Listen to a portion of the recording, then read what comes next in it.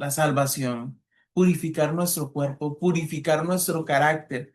Y algo que desarmoniza el cuerpo de Dios, nuestro cuerpo físico, nuestro cuerpo familiar, se llama el orgullo. Y ese orgullo realmente va a ir dañando poquito a poco. La idea es que podamos aprender lo dañino que puede llegar a ser realmente el cuerpo. Amén. Muy bien, vamos a iniciar, ¿verdad? Con la cita de Primera de Corintios, capítulo 12, versículo 2. Yo creo que muchos ya lo sabemos casi que de memoria, lo hemos escuchado varias veces. Porque así como el cuerpo es uno y tiene muchos miembros, pero todos los miembros del cuerpo, siendo muchos, son solamente un cuerpo. Así también Cristo. Nos damos cuenta de que un cuerpo, y pongo aquí la imagen de un maniquí, un cuerpo tiene muchas piecitas, tiene muchas partes móviles, también podríamos decirlo. La mano no sería mano si no tuviese todas las falanges, si no tuviese prácticamente todos los lugares donde uno puede moverlo. Y por eso es que es útil. Es útil no porque la mano funcione, sino porque cada una de las falanges que tenemos en los dedos funcionan y nos sirve para agarrar. Realmente muchas veces nosotros no nos damos cuenta de que realmente hay muchas funciones diferentes que tiene el cuerpo. Desde la función del párpado, uno habla mucho del ojo, pero si el ojo nosotros lo tuviésemos pelado completamente, funcionaría por sí solo. Uno tiene el ojo abierto un rato y ¿qué sucede? Empieza a arder el ojo. Y al arderle ya a uno no le cuesta ver, le empieza a llorosear el ojo y para eso tenemos el párpado, para que le haga un descanso visual en este sentido al ojo y que el ojo pueda funcionar en su máxima capacidad. Porque así como el cuerpo de Dios es uno, en iglesia somos una iglesia, en la familia somos una familia y tenemos muchos miembros, ya sea dentro de la familia, dentro de la iglesia. Pero todos los miembros del cuerpo, aun siendo muchos, son un solo cuerpo. Muchas veces no entendemos de que la iglesia no soy yo, de que la familia no es solamente el papá y que el papá toma las decisiones sobre todos los demás de la familia. Eso está mal. ¿Por qué? Porque cada uno tiene su propia función, cada uno tiene su propio lugar. El hijo es hijo, tiene sus derechos y tiene sus deberes. El padre también es padre y tiene sus derechos y tiene sus deberes. En ese sentido, cada uno tiene un rol que cumplir, tiene una función que cumplir. A pesar de que somos muchos, de que somos diferentes, de que el papá es más grande, que el niño es más pequeño, de que hay un director de iglesia, pero también hay un diácono de iglesia, cada uno tiene una función importante, la cual nosotros deberíamos de respetar a la perfección. Dice el Espíritu Profecía, la perfección de la iglesia no depende de que cada miembro tenga exactamente la misma capacidad. Dios no requiere que cada uno tengamos la misma capacidad. Dios requiere que todos podamos funcionar, cada uno según su propia función. Dios requiere que cada uno ocupe su debido lugar, que éste esté en su sitio para hacer su obra asignada, de acuerdo con la capacidad de la cual se le ha sido asignada. En ese sentido, Dios requiere de que cada uno de nosotros aprendamos un lugar. Y ojo, que el lugar tampoco es que va a ser el diácono eterno, sino Dios quiere que cada uno cumpla una función. Me recuerda mucho en la época, en el tiempo antiguo, si nos vamos a al Pentateuco, ¿verdad? Se nos hablaba que las tierras que tenía el pueblo de Israel, cada cierto tiempo eran sorteadas.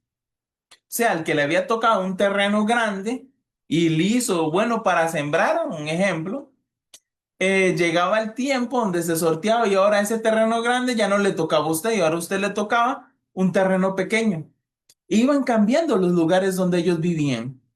Entonces, eso hacía que no tengan como decir, una posición fija en la sociedad, sino hoy me tocó a mí ser este rol y después de ciertos años me va a tocar hacer un rol ligeramente diferente.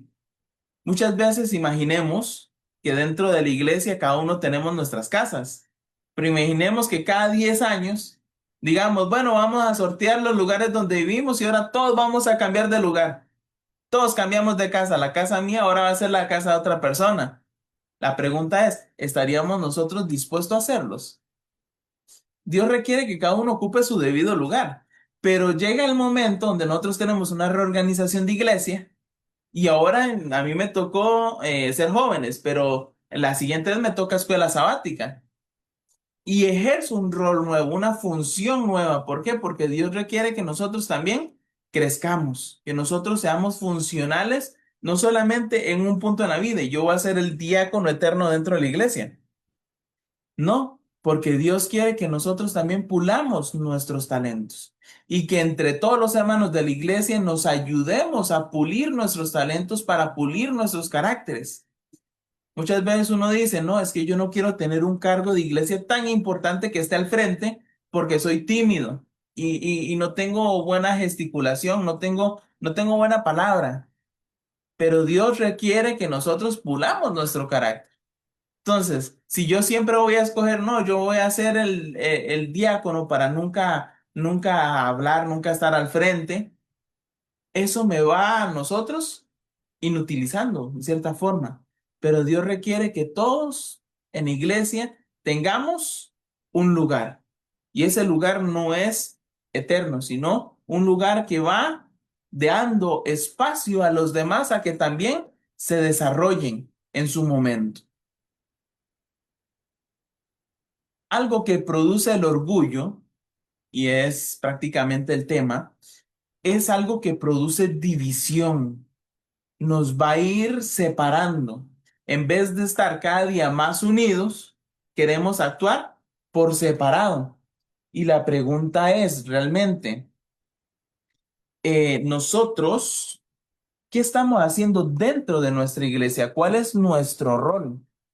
¿Nuestro rol es llamar a la unidad o nuestro rol es llamar a la división? En una iglesia, si todos estamos unidos, se siente bonito. ¿Por qué? Porque vamos a decir, hagamos este sábado, hagamos un almuerzo comunitario, cada quien trae su comida y hacemos una comida.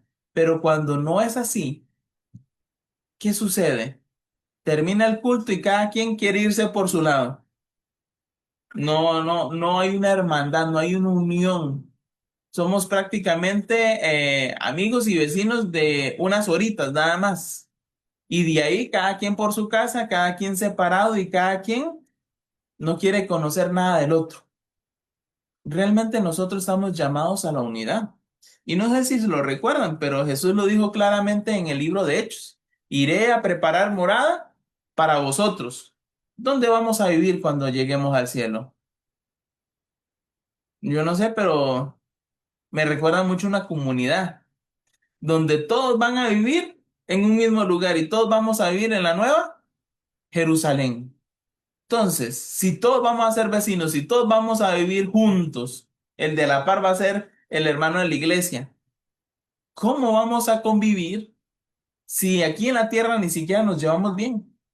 Dice el Espíritu Profecía que muchas personas Dios no las llevará al cielo porque si las lleva al cielo para ellos sería una tortura.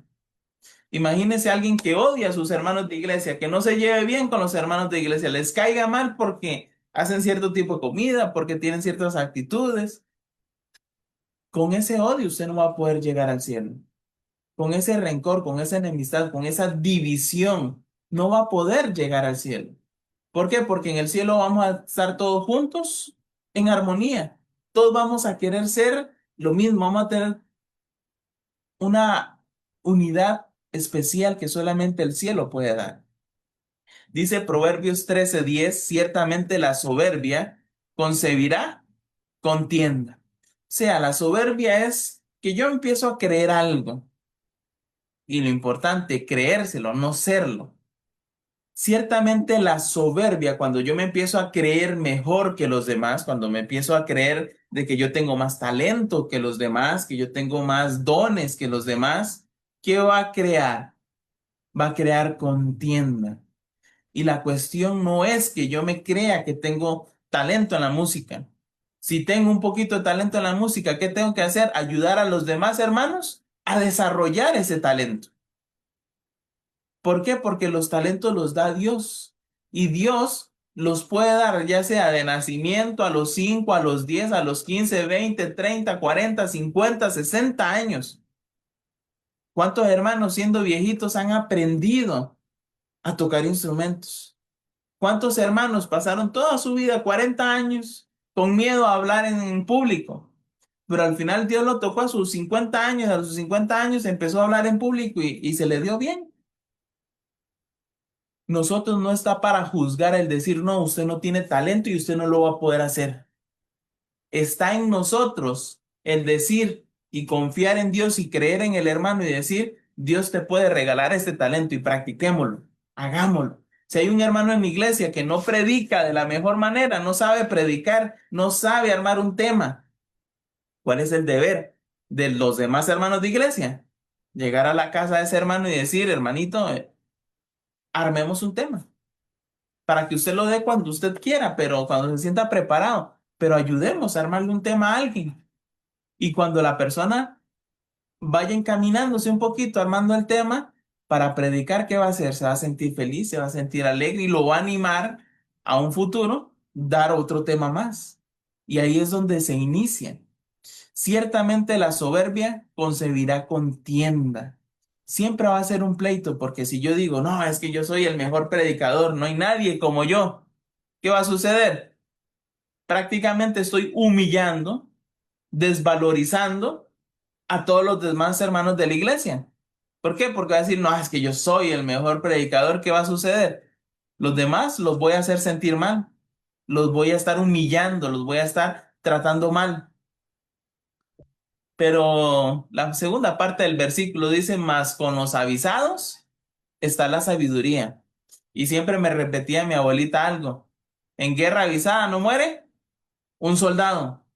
Nosotros somos soldados de Cristo. Y si Dios ya nos avisó que ser soberbios y tener orgullo en el corazón va a generar problemas, ¿por qué yo voy a generar orgullo dentro de mi corazón? ¿Por qué yo debería de creerme más que alguien? Creer que tengo más talento que alguien, que el otro jamás me va a superar, jamás va a llegar a mi nivel. Eso lo único que hace es dañarme a mí mismo y dañar a los que me rodean. Y eso es un gran problema. El orgulloso cree que siempre tiene la razón. Él no se equivoca. Y hay personas que llegan al punto, ¿no? Y que dicen, no, ni aunque me lo diga un médico, yo sé que esto es así y es así. Y muchas veces nosotros enfrentamos a las demás personas simplemente por orgullo, porque soy yo quien quiero tener la razón.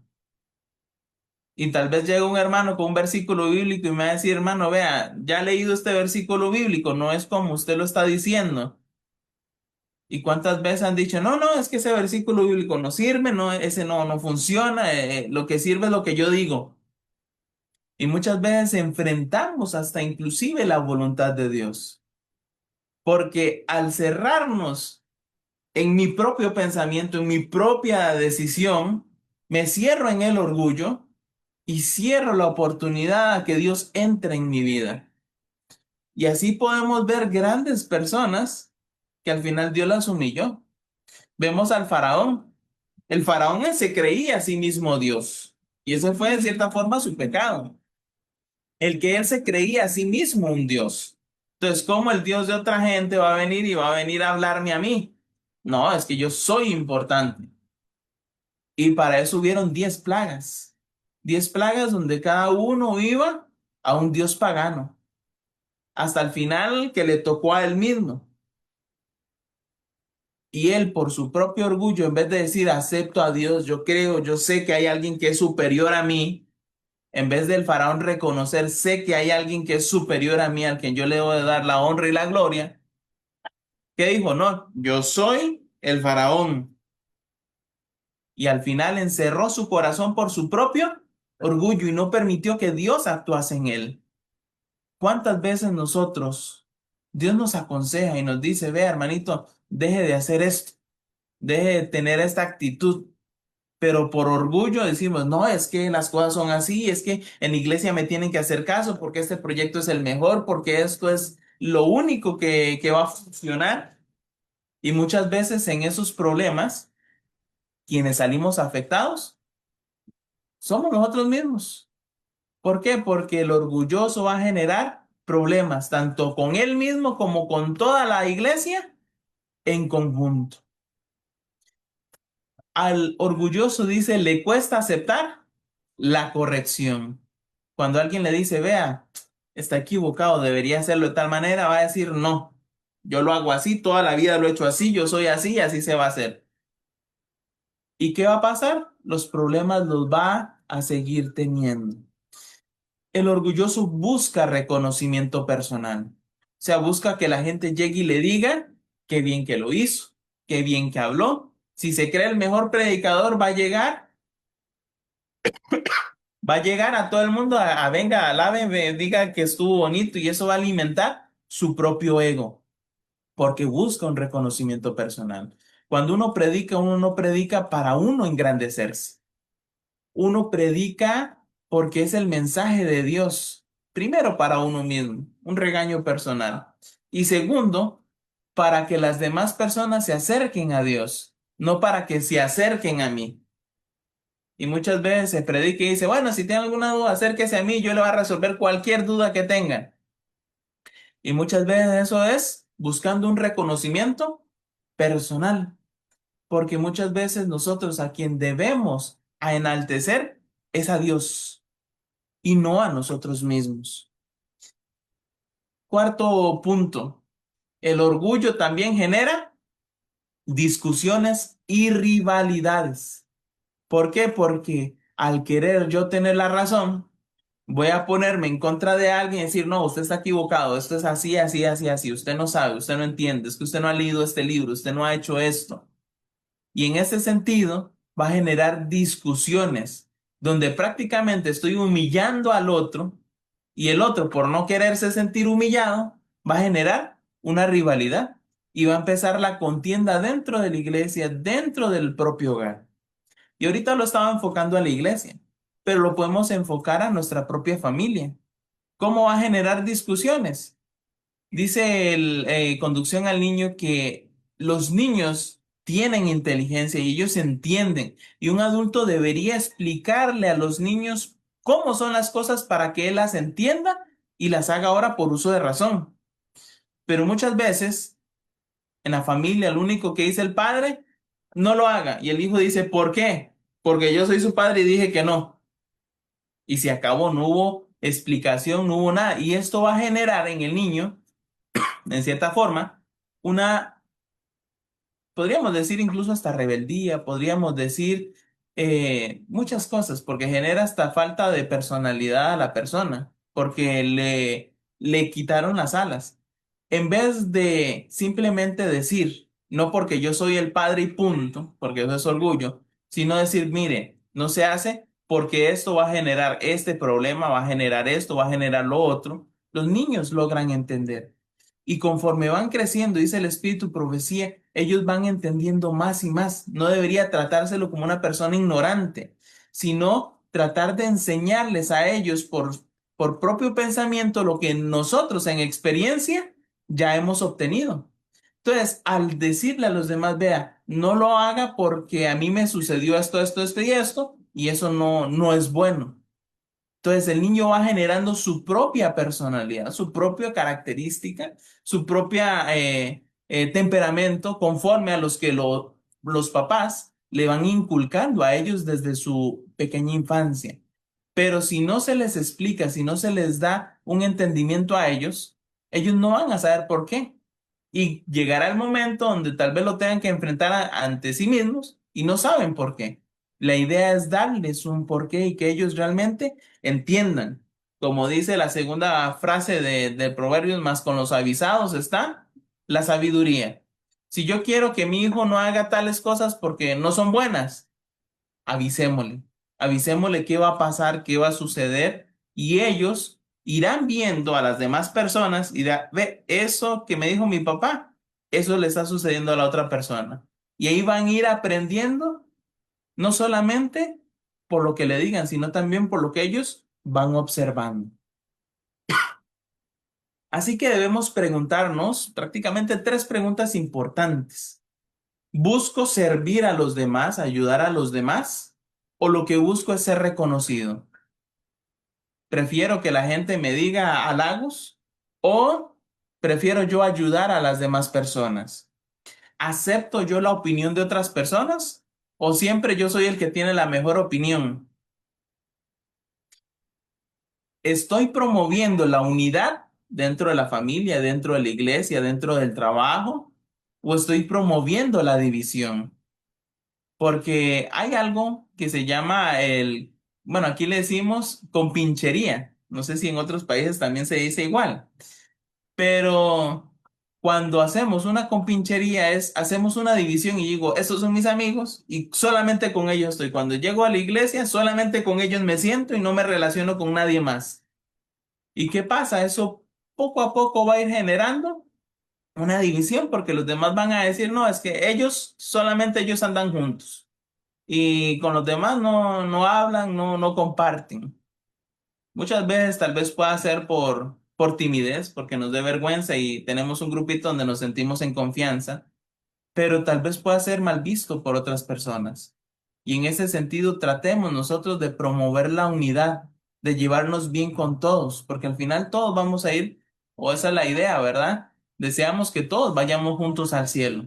No estamos deseando, yo deseo que tal hermanito no llegue al cielo, porque con él no me llevo. Eso no es un pensamiento cristiano.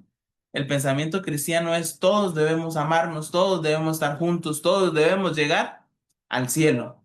Y si tenemos ciertos rencores, ciertos choques con otras personas, debemos de pulirlo, debemos de quitarlo, eliminarlo. ¿Por qué? Porque si tengo algún rencor, algún medio mal en el corazón, ¿qué va a suceder? No voy a poder llegar al cielo. Que Dios nos ayude, porque es un trabajo muy importante.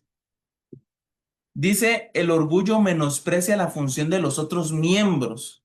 1 Corintios 12:21 dice, ni el ojo puede decir a la mano, no te necesito, ni tampoco la cabeza a los pies, no tengo necesidad de vosotros. Qué terrible es creer de que yo puedo cumplir las funciones de todo mundo. Y cuando eso sucede dentro de la iglesia, decir, no, es que yo puedo ser el director, yo puedo ser también el secretario, yo puedo ser el tesorero, todo lo voy a hacer yo, porque yo tengo las mejores ideas. Y cuando vayamos a la escuela sabática, yo voy a estar en la escuela sabática y nadie sabe dar la lección, entonces yo también voy a dar la lección. ¿Qué genera? Con el tiempo genera una sobrecarga. Y hablaba yo con unos hermanos y les decía, imaginémonos que una pierna le diga a la otra pierna, las dos sirven para andar, para motivar, para ir a un lugar, pero yo le diga a la otra pierna, no, sabe que yo soy muy fuerte, yo soy muy buena y no necesito yo la otra pierna. ¿Qué va a suceder? Bueno, vamos a utilizar solo una pierna. ¿Y cómo vamos a caminar? ¿Cómo nos vamos a desplazar con una pierna? Va a decir, no, es que yo tengo mucha fuerza, entonces yo puedo ir dando saltitos para llegar a un lugar. Y les hablaba yo a unos hermanos, les decía, ven esta cuesta de aquí, son como 300 metros en subida. Y yo, bueno, si la pierna es tan fuerte y puede actuar por sí sola, tiene toda la potencia, que suba la cuesta a 200 metros. Yo digo, hermanos, ¿qué pasaría si ustedes empiezan a saltar en una pierna de aquí 200 metros en subida? ¿Cómo van a llegar arriba? ¿Cree que puedan llegar arriba? Y ahí ya uno se pone a pensar y decir, bueno, es que por muy fuerte o por muy potente que se crea un miembro de la iglesia, cuando trata de mover a toda la iglesia para subirla a un lugar y no los deja actuar a ellos, ¿qué va a suceder? Se va a cansar y al momento va a la pierna a ratonarse. No sé a cuántos le ha pasado, ¿verdad? Que empiezan a ratonarse por un cansancio muscular muy fuerte. Justamente eso va a pasar cuando una persona dentro de una iglesia empieza a decirle, no, yo lo hago, no, yo también hago esto, yo voy a dar la sociedad de jóvenes, yo voy a dar la lección, yo voy a hacer eso. En un momento se va a creer fuerte y va a creer y va a sacar todo su esfuerzo. Pero cuando eso se vuelve repetitivo, ¿qué va a pasar con el miembro que se cree más fuerte que los demás? Va a sentirse agotado, va a sentirse cansado y cuando se sienta cansado le va a decir a los demás, ¿y ustedes por qué no me ayudan? Ustedes no hacen nada, ustedes solo se sientan, ustedes no sirven para nada. ¿Por qué? Él mismo los sentó, pero después se queja de que están sentados y en ese sentido genera un sobreesfuerzo y después se arratona y ya cuando se arratona ya no puede funcionar. En ese sentido especial, no podemos nosotros creernos el único que puede mover al cuerpo. El ojo no le puede decir a la mano, no te necesito. Imagínese nosotros viendo, pero quiero comer y no tengo manos, ¿qué va a suceder? Yo veo la comida, puedo ir a buscar la comida, pero ¿cómo como sin las manos? Puedo decir la cabeza, le dice a los pies, no te necesito, porque el que piensa, el que mueve las piernas, ¿quién es? Es la cabeza. Pero si no tengo pies, por mucho que piense la cabeza que quiero ir allá, voy a poderme mover. Diría uno, no, es que igual tengo manos. Voy a arrastrarme, voy a jalarme, voy a caminar con las manos, jalarme. Pero cuando me jalo con las manos, ¿quién sufre? Sufre el cuerpo. ¿Por qué? Porque está arrastrando la panza, está arrastrando el abdomen, está arrastrando los costados, los codos se dañan. Nosotros nos necesitamos todos, nos necesitamos. Y cuando todos funcionamos juntos, cumplimos nuestras funciones y nadie se cansa. Cuando yo empiezo a caminar con mis dos pies, aunque tenga que subir 200 metros, subo. Y si llego que la cuesta es demasiado empinada, ¿qué hacemos? Nos caminamos con las manos también. Con los pies y las manos y vamos gateando para arriba y es más fácil la subida. Nosotros necesitamos de todos. No podemos menospreciar la función de otros hermanos dentro de la iglesia. No podemos menospreciar al diácono porque es un diácono. No podemos menospreciar al de buen samaritano. No, cada uno tiene su propia función. Y si cumplimos nuestras funciones, vamos a ser una iglesia próspera. Si en la casa llega el padre que trabaja todo el día y llega a la casa y tiene que hacerse la cena y tiene que cuidar a los niños, ¿cómo se va a sentir el papá? Sobrecargado. Pero si al lado contrario, la mamá igualmente le toca hacer todo durante el día, todo durante la tarde, la noche, también se va a sentir sobrecargada. De ahí es donde nosotros hacemos una unión, donde nos ayudamos los unos a los otros. Perdón. Y conforme van creciendo los niños empiezan a ayudar dentro de la casa. Y ya los niños van a lavar los platos, ya los niños van a recoger la mesa, van a hacer ciertas actividades donde le van a alivianar el trabajo tanto a la madre como al padre. Y ahí es donde trabajamos en conjunto. Pero si criamos un niño y al niño nunca le dejamos responsabilidades dentro de la casa porque es muy pequeño, porque todavía no lo hace bien, porque no tiene que crecer más para que pueda hacer las cosas de una manera apropiada, ¿qué va a pasar? Inutilizamos al niño y nos generamos más carga a nosotros, donde nosotros, la carga de la familia debe ser compartida y no la compartimos, sino que nosotros lo hacemos, ¿quién se va a sentir más sobrecargado? Los padres. Madre, papá van a sentirse sobrecargados. Una frase muy importante que dicen los orgullosos, yo soy más importante. Yo soy más importante que tal persona porque yo soy director de iglesia. ¿Será eso apropiado? ¿Será creerse mejor que otra persona porque tengo un cargo más grande dentro de la iglesia? ¿O yo soy más importante en esta familia porque yo soy el papá y a mí me van a servir el plato más grande de comida? Es así. Realmente muchas veces nosotros caemos en ciertos vicios que no son correctos ante los ojos de Dios. Hablábamos, ¿verdad? En Hechos, donde encontramos la iglesia primitiva. Dice que la iglesia primitiva tenía un mismo pensar y un mismo sentir, donde las cosas realmente eran muchas en común, donde todos se ayudaban entre todos. No había nadie más importante ni nadie menos importante. Todos necesitaban la misma igualdad social. Y ante Dios todos somos exactamente iguales. Vamos a decir, yo tengo más valor porque yo tengo un reloj carísimo, porque yo tengo un vehículo, porque yo tengo tal cosa. Pero olvidamos que la Biblia dice, tú eres polvo. Y del polvo viniste y al polvo volverás. ¿Cuál es mi valor? Mi valor es un vehículo. Mi valor es un reloj. Mi valor es un salario. ¿Qué es mi valor? Mi valor no lo dan los objetos terrenales. Mi valor lo da mi conexión con Dios. Y la conexión con Dios no es única y exclusiva. Yo soy el único y exclusivo que está conectado con Dios, ¿no? La conexión con Dios está para todo aquel que quiera estar unido a Dios. Y en ese sentido especial, todos somos iguales. No podemos decir mi ministerio es mejor, mi cargo de iglesia es mejor que el otro, más importante. Todos somos importantes. No podemos decir yo no necesito ayuda. Ayude a quien quiera ayudar, pero yo no necesito ayuda. Yo soy solito. Pues solito no vamos a poder llegar al cielo. Ocupamos llegar todos juntos, en un mismo cuerpo, en un mismo pensar y en un mismo sentir. Me gusta mucho esta imagen, dice, el orgullo impide la verdadera comunión y prácticamente es la construcción de una muralla entre nosotros y los demás, donde yo me creo más importante, digo, no, aquí yo y allá los demás. Cuando vamos a comer, yo como en la silla más bonita y los demás allá donde puedan sentarse. Muchas veces esto hace contienda. Dice Filipenses 2:3, no hagáis nada por contienda o por vanagloria, antes bien con humildad, estimando cada uno a los demás, no, dice, como superiores a él mismo. O sea, los demás yo los debo ver como si fuesen superiores a mí, no como si yo fuese superiores a los demás. En ese sentido, ¿por qué? Porque somos llamados a servir. Dice que el orgullo produce competencia, donde yo voy a luchar por ser el que más versículos se sabe en la iglesia, donde yo voy a luchar por ser el que más da dinero dentro de la iglesia. Podemos luchar por muchas cosas, pero las luchas no deben ser contra los hermanos de iglesia. Las luchas deben ser contra el mundo.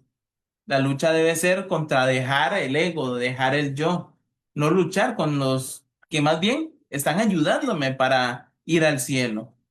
Y eso muchas veces alimenta la comparación, alimenta el compararse y así como el fariseo decimos, no, es que yo soy mejor que el otro porque yo oro 3 veces al día, no, 4, 6, voy a orar 7 veces al día. Y muchas veces hasta se compite por ver quién es el que más ora.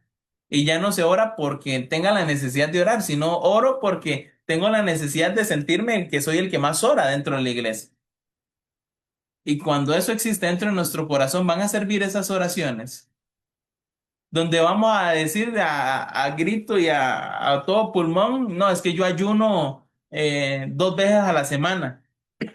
Y ando diciendo a todo el mundo, yo ayuno 2 veces a la semana, yo ayuno 2 veces a la semana. ¿Para qué lo ando proclamando? Para que Dios me ayude. ¿Será que entre más yo le diga a los demás que yo ayuno, Dios más responderá a mi ayuno? No, Dios me conoce y Dios ya lo sabe, no necesito yo proclamarlo para que Dios lo sepa. Simplemente lo hacemos para alimentar una comparación, para creerme mejor que los demás, para producir una competencia. Y eso lo que va a hacer es dañarnos a nosotros mismos. Va a dañar la iglesia. Dice Filipenses 2:3, no hagáis nada por contienda o por vanagloria, por sentirme mejor que los demás, por hacer creer a los demás que yo soy una persona pura y santa, cuando realmente eso lo único que va a hacer es dañarme a mí mismo. El orgullo también impide el pedir perdón. O sea, yo no voy a sentir que daño a nadie porque más bien yo le estoy diciendo sus verdades en la cara. Entonces, ¿yo por qué voy a pedirle perdón si le dije al hermano que es un vago? No, es que la verdad, realmente muchas veces nosotros debemos aprender a pedir perdón. Porque muchas veces ofendemos sin darnos cuenta, ofendemos dándonos cuenta, ofendemos dando las cosas no tan claras, pero nosotros debemos aprender a pedir perdón. Y eso es algo que hemos olvidado porque oramos mucho de lengua para afuera. Oramos muy rutinariamente y decimos, Señor, perdóname por todo lo que he hecho. Pero la oración sirve para usted analizar qué cosas hizo mal. Entonces yo voy a pensar este sábado qué hice mal. ¿Qué pude haber hecho mal? Bueno, yo entré a tal hora, hice tal esto y saludé a tal persona y digo, no saludé a tal persona. ¿Será que esa persona tal vez se sienta mal porque no la saludé? Y ahí para eso sirve la oración, para pensar en el día a día que nosotros realizamos para saber qué cosas hicimos mal. Pero muchas veces oramos simplemente por cumplir la oración y listo. Y llegamos y oramos y decimos, Señor, perdóname por todas las cosas que hice mal y listo. Y ni me acuerdo ni supe. ¿Puedo pedir perdón yo por algo que no estoy pensando? No, porque lo tomo muy superficialmente. Dice en Hebreos 10:23, si no me equivoco, dice, acerquémonos pues con corazones sinceros, en plena certidumbre de fe, purificando nuestras mentes de una mala conciencia. En este sentido, cuando yo voy a acercarme a Dios, cuando voy a orarle a Dios, número uno, tengo que ir sinceramente. Y sinceramente es decir, me equivoqué, lo cometí mal, lo hice mal, lo pensé mal. ¿Qué hice mal? No voy a decir, Señor, perdone por las cosas que hice mal y listo. No, ¿qué es lo que hice mal? Cada cosa por su nombre. Entonces yo le voy a decir, Señor, perdóneme porque yo le hice malos ojos a tal persona. No sé si me vio, no sé si no me vio, pero perdóneme. Y deber llegar y decir, perdón, es que tuve un mal día, llegué enojado, llegué con problemas y perdón si lo miré de mala manera. Y ahora limpio y purifico también el corazón de la otra persona. Dice, pidiéndonos perdón los unos a los otros. Necesitamos nosotros aprender a pedir perdón. No significa que yo voy a hacer menos si pido perdón, ¿no? El orgulloso cree que lo hace menos, que le baja un peldaño a él. Pero realmente el pedir perdón a mí me sube un peldaño más. Me ayuda en mi vida cotidiana, ayuda en la vida cristiana, ayuda en la vida en el hogar. ¿Por qué? Porque si aprendemos a reconocer nuestros errores, somos capaces de cambiarlos y superarlos. Pero si nunca reconozco, ¿cómo voy a cambiar? Es como un drogadicto. Si un drogadicto no reconoce que es un drogadicto y quiera cambiar de ser un drogadicto, por mucho que yo lo lleve a la fuerza a un centro de rehabilitación, él no va a cambiar. ¿Por qué? Porque él debe necesitarlo. En ese sentido, nosotros debemos sentirnos así prácticamente como un drogadicto. Tengo un mal tan grande dentro de mí que debo cambiar. Pero muchas veces no vemos el orgullo como si fuese algo malo. Y la necesidad que tenemos es verlo como si fuese algo muy malo.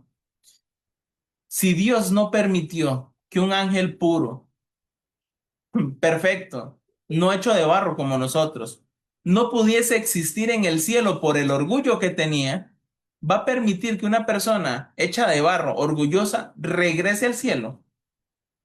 Dios jamás lo permitiría. ¿Por qué? Porque eso va a contaminar y a sí mismo y va a contaminar a las demás personas. Si Dios no permitió que Satanás en el cielo viviese con orgullo, ¿cómo va a permitir que yo, siendo un orgulloso, llegue al cielo? Necesitamos realmente hacer un cambio en nuestra vida y ver la dificultad. Porque muchas veces decimos, no, es que yo no quebranto ningún mandamiento. Y decimos como el joven rico, yo todos los mandamientos los he cumplido desde mi infancia y yo todo lo hago bien. Porque estamos viendo solamente los mandamientos de Dios. Pero si Dios no permitió que su ángel, hecho de luz, el músico, el líder en el cielo, estuviese ahí por orgullo, no va a permitir que yo suba al cielo con orgullo. Y como último punto, yo creo que ya lo hemos hablado, el orgullo dificulta hacer reconciliaciones. En ese sentido, tratemos nosotros de despojarnos del orgullo y llevarnos bien con todos, hacer una buena reconciliación. La pregunta no es quién tiene más importancia, sino quién está más dispuesto a servir a los demás. Hay una frase muy importante, dice, el que no vive para servir, no sirve para vivir. Necesitamos nosotros aprender a vivir de una manera apropiada. Y dijo el mismo Jesús, yo no he venido a ser servido, sino he venido para servir y para dar su vida en rescate por muchos, lo dice Mateo 20:28. ¿Qué necesitamos nosotros? Imitar a Cristo. Dice, sed imitadores de mí como yo lo soy de Cristo. Y si soy un imitador de Cristo, ¿debo esperar a que los demás me sirvan? ¿O debo más bien yo de buscar cómo servir a los demás? Yo creo que la respuesta está muy clara. La pregunta no es quién tiene más importancia, sino quién está dispuesto a servir más. Cristo es el mejor ejemplo para la humildad en el cuerpo de Cristo. Dice Filipenses 2:5. Haya pues en vosotros este sentir que también hubo en Cristo. Dice, el cual siendo en forma de Dios, no estimó a ser igual a Dios. Él era Dios, tenía todo el poder de Dios. Y él no dijo, yo como soy Dios, yo no voy a ir a servir a los demás. No, sino él no se aferró a ese poder que tenía, sino, dice el 7, que se despojó a sí mismo. Se quitó todo el poder, toda la gloria, todo el conocimiento y uno dice, no es que yo tengo mucho conocimiento, yo no soy igual que el otro hermano. Pero la cuestión no es lo que yo tenga, porque lo que yo tengo realmente no vale, sino que Cristo se despojó de sí mismo, de todo su poder y tomando forma de siervo, hecho semejante a los hombres, y estando en la condición de hombre, se humilló a sí mismo, haciéndose obediente hasta la muerte y muerte de cruz. Y llega con sus discípulos. Y a los discípulos les dice, ocupo yo lavarle los pies a ustedes. Y dicen los discípulos, no, ¿cómo usted lo va a hacer? Eso solamente los siervos y esclavos lo hacen. No lo hacen los jefes. Pero ¿qué dijo Cristo? Ustedes no lo entienden. Todavía no lo entienden. En sus discípulos todavía había orgullo.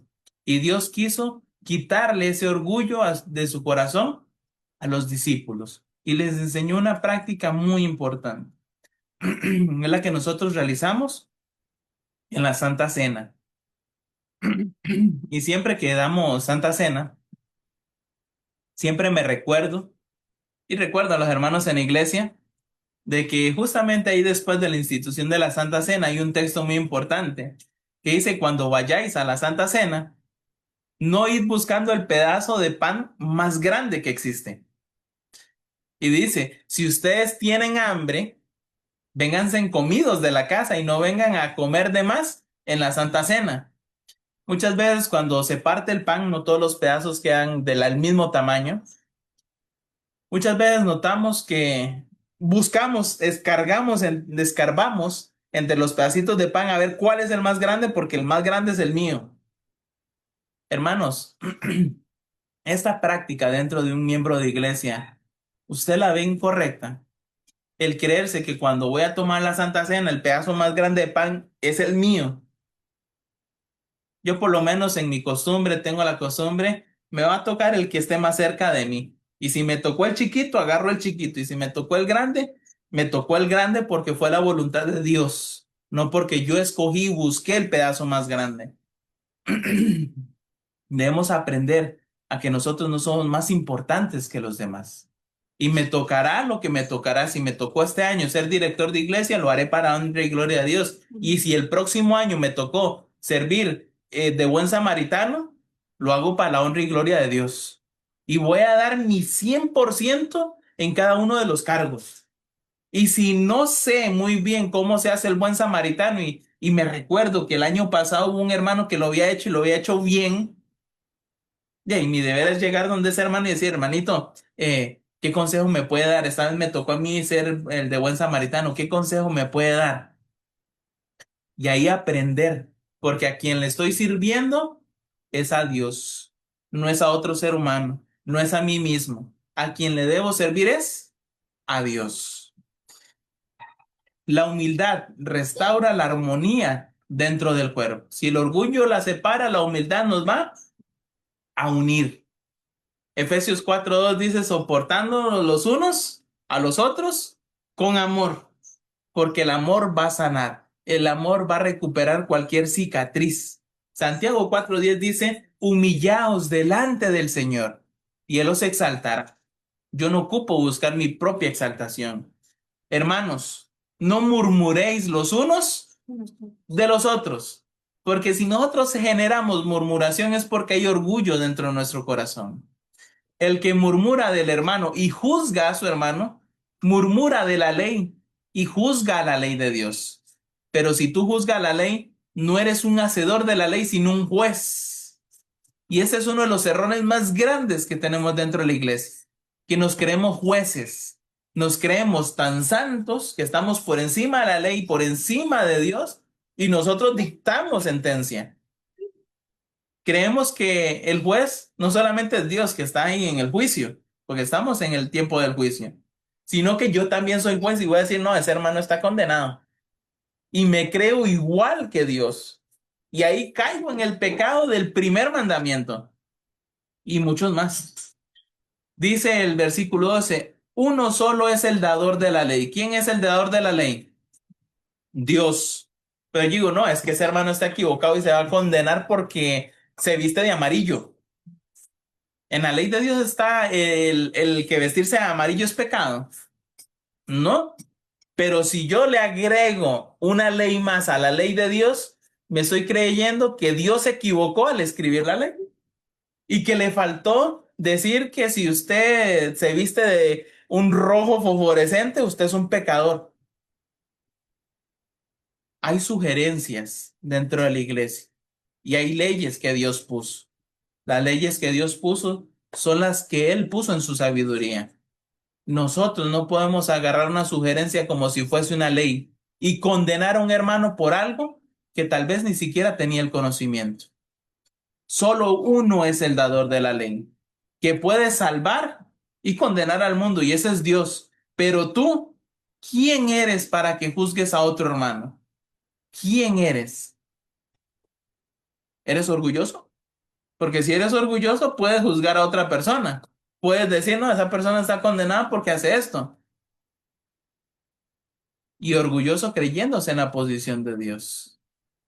La pregunta es, ¿deseamos nosotros ser hallados en gracia, aceptos en el amado?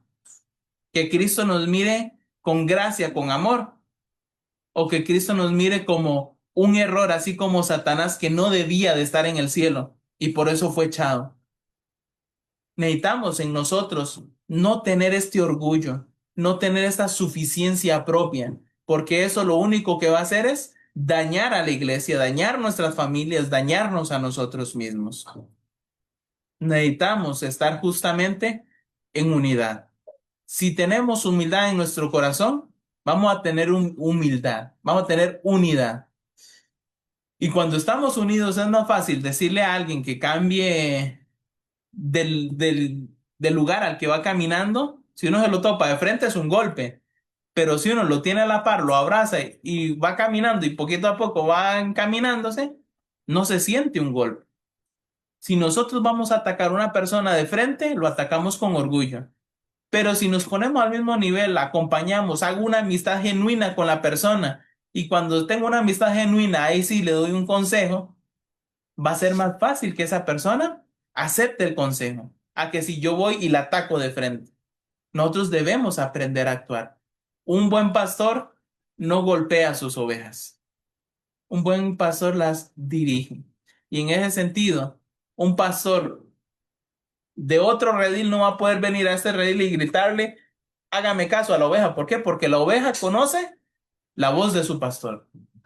En ese sentido, si yo quiero ir y gritarle a un hermano que no le tengo ni amor, ni confianza, ni compañerismo, hermano, usted está equivocado y tiene que hacer esto, esto y esto.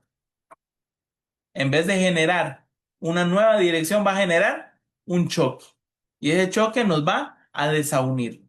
Nosotros debemos aprender a trabajar en cooperación, en respeto mutuo, porque ahí es donde va a haber un crecimiento espiritual, tanto para mí y aprendo a ayudar a los demás, como las demás personas que también van a ir creciendo.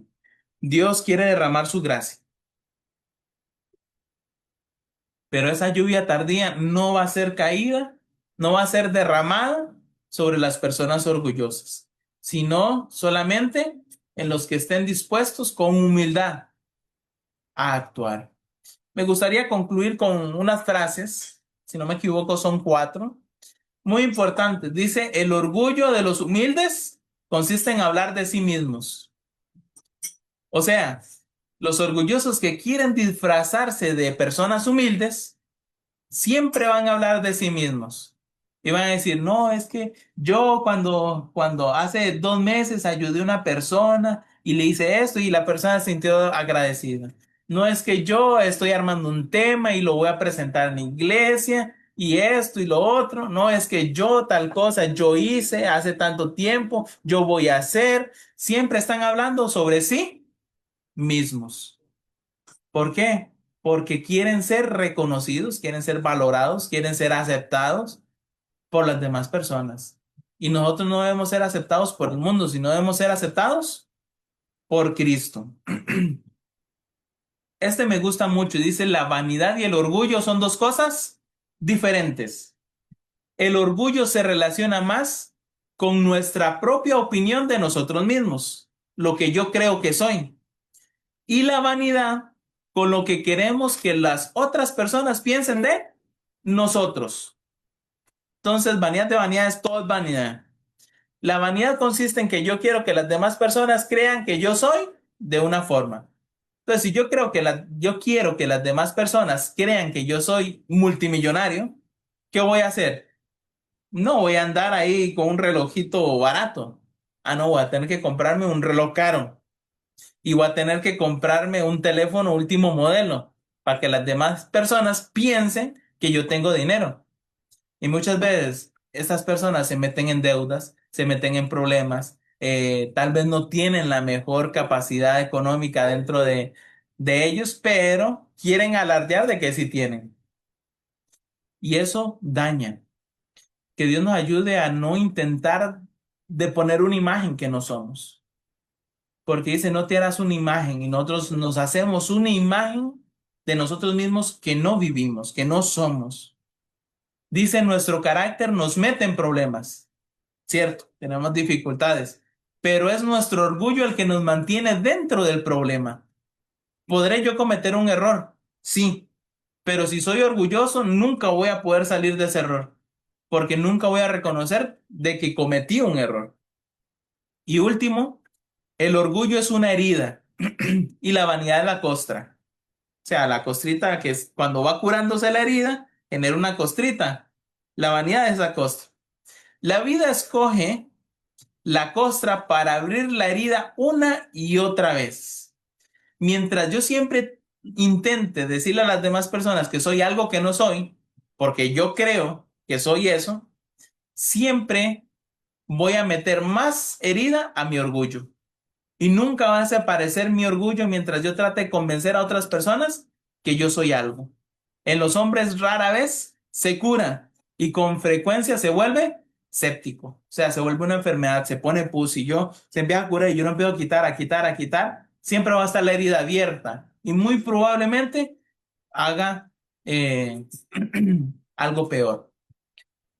Se vuelva en pus. Que Dios nos ayude a que nuestra vida no se vuelva séptica, no se vuelva algo inflamado, rojo, con pus. ¿Por qué? Porque ahí empiezo a afectarme demasiado mismo, demasiado a mí mismo.